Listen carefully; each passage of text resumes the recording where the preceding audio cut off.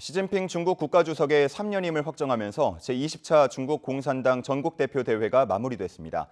특히나 시 주석의 측근 그룹들이 대거 중앙위원회에 선출되면서 시진핑의 권력 독점이 더욱 강화됐다는 평가가 나옵니다. 때문에 미중 패권 경쟁이 더욱 가열되고 또 한중 관계에도 영향이 불가피할 것이라는 전망 나오고 있는데요. 한중 관계를 연구해온 강준영 외대 국제지역대학원 교수 모시고 이야기 나눠보겠습니다. 교수님, 안녕하십니까? 네, 안녕하세요. 네, 자, 시진핑 집권 3기가 공식 출범했습니다. 보면은 중앙위원회 60%가 물갈이가 됐고 그렇습니다. 네. 이 중에 시진핑의 측근 그룹들이 대거 포진됐다. 네. 이렇게 볼 수가 있겠는데 공산당 중앙위원들이 어떤 사람들이고 어떤 역할을 하는지부터 설명을 부탁드리겠습니다. 그 중국은 일단 9,600만 명이 넘는 당원이 있습니다. 그중에 전국에 440만 개 기층 조직이 있는데, 그리고 이제 점점점 올라와 가지고 이 중국 공산당을 대표하는 그룹이 있어야 되지 않겠습니까? 그래서 중앙위원이라고 전국의 지방 당 조직 대표들, 그다음에 뭐 하여간 중앙의 당에서도 중요한 역할을 하는 사람들을 중앙위원으로 선출을 합니다. 이 중앙위원이 돼야 중앙 정치국원이 되고, 정치국원이 돼야 상무위원이 되는 거예요. 그러니까 중국 정치의 핵심 조직이다. 지금 당대회가 어제 폐막이 됐거든요. 예. 그럼 중국 공산당 당헌에는 어떻게 나와 있냐 하면 중국 공산당 전국 대표 대회가 폐회되는 기간 동안에는 중앙위원회가 중국 공산당을 대표한다, 이렇게 되어 있습니다. 그러니까 이 중앙위원회가 중국 공산당을 대표하는데 그 중에 핵심 인물들이 바로 중앙위원이다. 예. 아주 쉽게 말씀드리면 지금은 5년마다 한 번씩 뭐 새로운 지도자를 한다고 그러는데 1989년이죠. 천안문 사태가 발생했어요. 예. 그때 중국에는 조자양이라는 총서기가 있었는데 중간에 낙마를 했습니다. 그러고 나서 상해 서기로 있던 장저민을 뽑아 올리거든요, 총서기로. 그게 13기 사중전회입니다. 무슨 얘기냐면 13기 회기 동안에 네 번째 중앙위원회 전체 회의에서 총서기를 교체한 거죠. 예. 그러니까 실질적으로 중국 정치의 핵심이다, 이렇게 말씀드릴 수 있습니다. 근데 이번에 그 중에 3분의 2가 교체가 됐고 네네. 이 비율은 지난 두 차례 당대회가 있었던 10년과 비교했을 때 가장 높은 비율이다. 그렇습니다. 이렇게 얘기가 네. 되고 있습니다. 그러니까 시진핑 주석이 3년임을 하면서 쉽게 말하면 이제 자기 사람들로 중앙위원을 채우면서 좀 권력 독점을 강화했다. 네. 이렇게 볼 수 있는 겁니까? 거의 뭐 완전한 친정 체제를 구축했다, 이렇게 봐야 됩니다. 왜 그러냐 하면 중앙위원들은 뭐 이제 이전의 개념으로 보면 계파 함배가 좀 이루어져 있고요.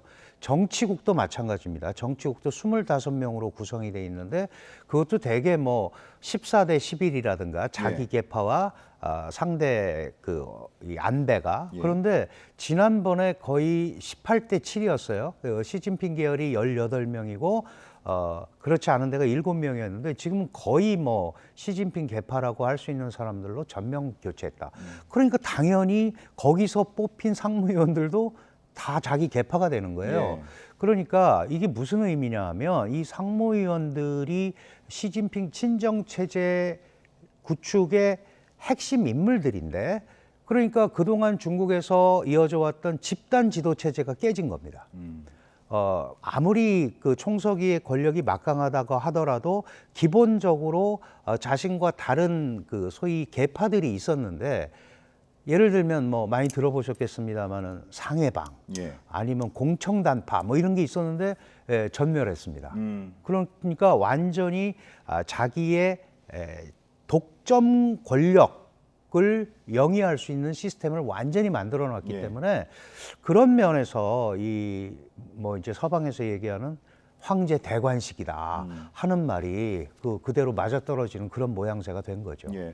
네. 조금 전에 핵심 인물이라고 표현을 했던 상무위원들, 이 중앙위원 선임 이후 첫 번째 회의에서 7명을 이제 발표를 네네. 했는데요. 그 몇 면에 대해서 좀 소개를 부탁드려도 될까요? 그 중앙 정치국 상무위원이 왜 중요하냐 하면 제일 위에 있는 사람이 총석이에요. 예. 이 총석이는 시진핑이죠. 그대로 유임이 됐고, 두 번째 상무위원이 총리를 맡게 됩니다. 근데 예. 리커창 총리가 퇴진했잖아요. 근데 요번에 호명된 사람이 리창이라는 사람이에요. 이 리창은 상해시 석입니다.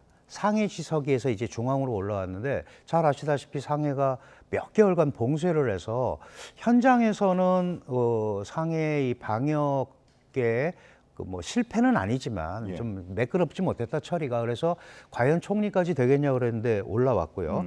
그다음에 호명된 사람이 자오러지라는 사람이에요. 자오러지는 지난번에 중국의 공산당 기율검사위원회, 당의 기를 잡는 데입니다. 당기. 군에 가면 군기 잡잖아요. 예, 예. 당기. 그러니까 아주 서슬이 시퍼런되죠. 이분이 세 번째로 호명이 됐습니다. 그러면 아마 전인대 상무위원장을 맡게 됩니다. 그다음에 지금 역대로 총석이 3명을 모셨던 왕우닝이라는 분이 여전히 또 이번에도 잔류를 하게 됐습니다. 예.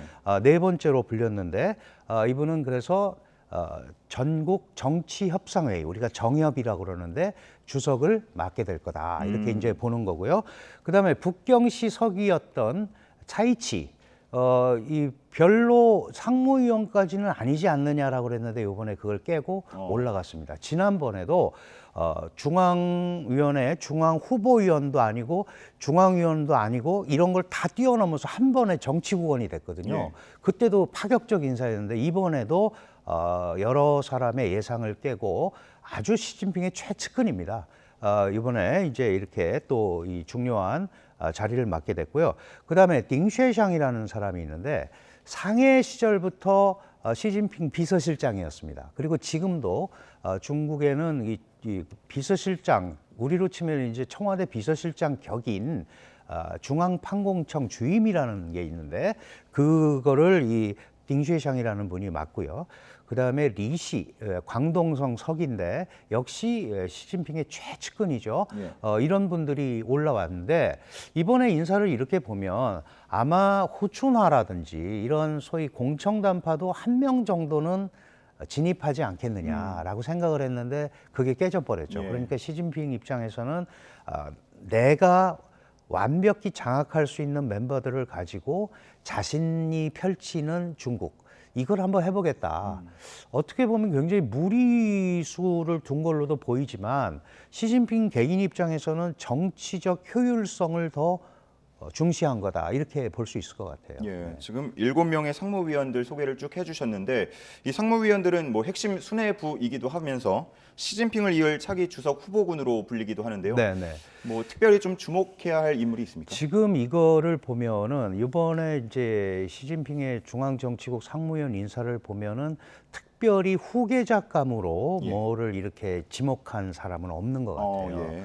그렇기 때문에 이걸 우리가 바라보면 이게 시진핑의 권력이 적어도 지금 20차 당대회인데 21차 당대회 한 번 더 정도까지 갈 수도 있겠다라는 예상이 나오게끔 하는 그런 인선이에요.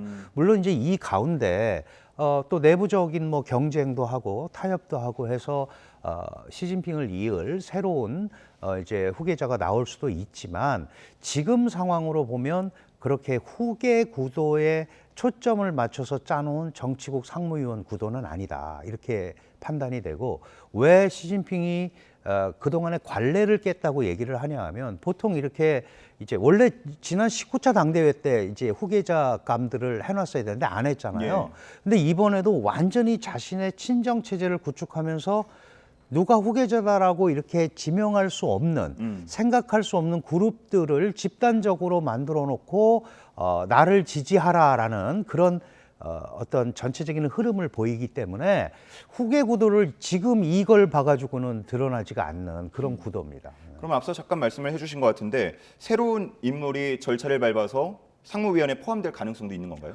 지금은 없습니다. 5년 지금은 있다가 없다. 되는 거죠. 5년 예. 있다가. 그러니까 이 정치국 상무위원이 한번 결성이 되면 5년간 그대로 가는 가는 건가요? 가는 거고 이 상무위원들이 내년 3월에 열리는 전국 인민대표대회, 이거는 이제 행정부잖아요. 예. 의회고 여기에서 중요 역할들을 맡는 겁니다. 그러니까 지금은 직책이 없습니다. 지금은 정치국 상무위원인데 우선 두 번째 서열 2위가 총리, 서열 3위가 전인대 상무위원장, 서열 4위가 정치협상회의 주석. 그리고 제일 마지막이 뭐 이제 이 경제를 전반적으로 책임지는 부총리, 수석, 예. 부총리, 이런 형태로 가기 때문에 지금으로서는 이게 후계 구도를 염두에 두고 짜놓은 상무위원 구도는 아니다. 그렇다면 이제 앞으로 5년 있다가 시진핑이 한 번 더 할지 아니면 그때 후계 구도로 할지 그거는 이제 지켜보면서 우리가 봐야 될 것 같아요. 예. 네. 이번에 나오는 평가들 보면요, 인적 구성 변화 외에도 사상적으로 시진핑 사상이 강화됐다 이런 얘기들 나오는데 이게 뭐 당헌 개정안을 두고 하는 얘기인가요? 그렇습니다. 이제 중국 공산당은 기본적으로 마르크스 레닌주의, 모택동 사상, 등소평 이론 뭐 이제 이런 것들을 중국 공산당의 소위 지도 방침으로 한다 이런 게 있었고요. 지난 19차 당대회 때 시진핑 이데올로기가 나왔죠. 시진핑 신시대 중국 특색 사회주의 사상 이런 게 나와요. 굉장히 길죠. 예. 아직 당헌이 밖으로 나오지는 않았습니다. 며칠 있다가 이제 보도가 될 텐데 어쩌면 시진핑 사상 이렇게 중간에 이 긴 수식어들을 빼버리고 시진핑 사상 이럴 수도 있어요. 예. 그렇게 된다면 이게 이제 이름을 가지고 사상을 붙인 두 번째 인물입니다. 중국에서는 모택동 사상밖에 없잖아요. 등소평도 등소평 이론밖에 없습니다. 그러니까 새로운 구도로 이제 새로운 사상 이데올로기 지위를 강화하는 예. 그런 핵심을 이번에 했다 이렇게 봐야 될 것 같습니다. 알겠습니다. 앞으로 우리나라에 미칠 영향 또 미국과의 관계 등도 한번 잘 살펴봐야 할 것 같습니다. 네네. 자, 오늘 여기까지 듣겠습니다. 강준영 외대 국제지역대학원 교수였습니다. 고맙습니다. 감사합니다.